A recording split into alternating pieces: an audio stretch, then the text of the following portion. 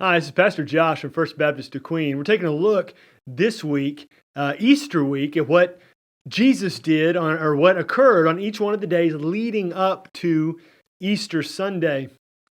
Yesterday we took a look at Palm Sunday and Sunday. Today is Monday of Easter week, and Scripture tells us what went on that week, that day as well. On Monday of Easter week, this is from Mark chapter 11, starting in verse 12.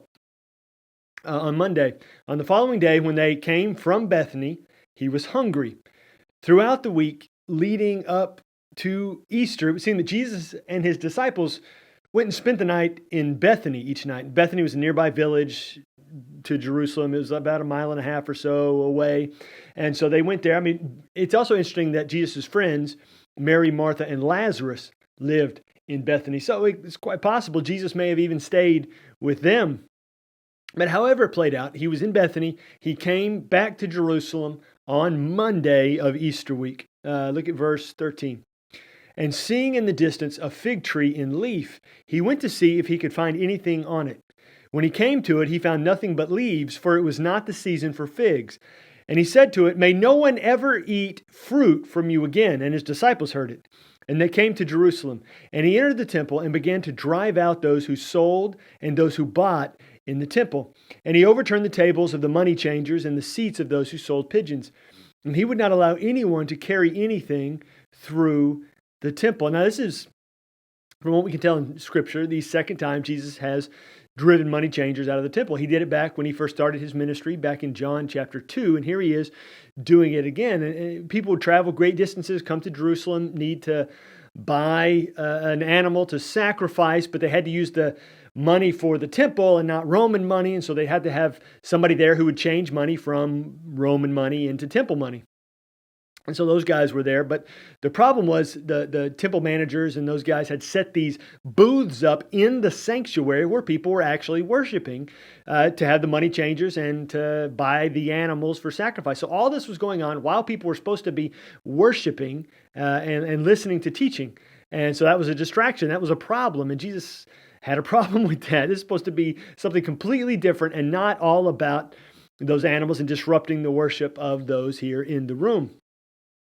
And so look at verse 17. He was teaching them and saying to them, "Is it not written, 'My house shall be called a house of prayer for all the nations'? But you have made it a den of robbers." And the chief priests and the scribes heard it and were seeking a way to destroy him. For they feared him because all the crowd was astonished at his teaching. And when evening came, they went out of the city. So you see, Jesus tells them it's not supposed to be about money. It's not supposed to be about all this going on here in the room. What's supposed to be happening in the room is prayer. My house shall be called a house of prayer for all nations. Anybody and everybody is supposed to be able to come and pray. Prayer is an instrument of God's people, even more so than money. Money's not supposed to be the instrument. It's supposed to be prayer. And faithful prayer can do far more than money ever can begin to do, because prayer not only changes us, prayer is cherished by God. The book of Revelation tells us that our prayers are in God's presence and He values them greatly. And so God's house is supposed to be a house of prayer. We're supposed to be prayerful people. And Jesus instructing